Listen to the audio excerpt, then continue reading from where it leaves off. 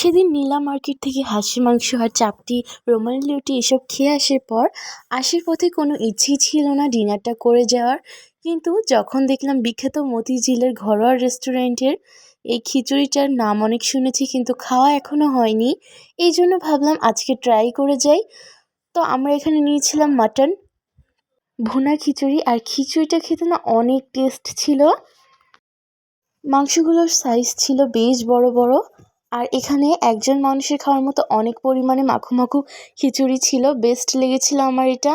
আর এর সাথে একটা সালাদ দিয়েছিল, যেটা খেতেও অনেক ভালো লাগছিল এর সাথে। আবার যদি মন অনুযায়ী এরকম মাটনের পিসটা পছন্দ না হলে তারা চেঞ্জও করে দিচ্ছিল। এই ব্যাপারটা আমার আরও ভালো লেগেছে। তো দেখো, 2টা করে আমাদের মাটনের পিস ছিল।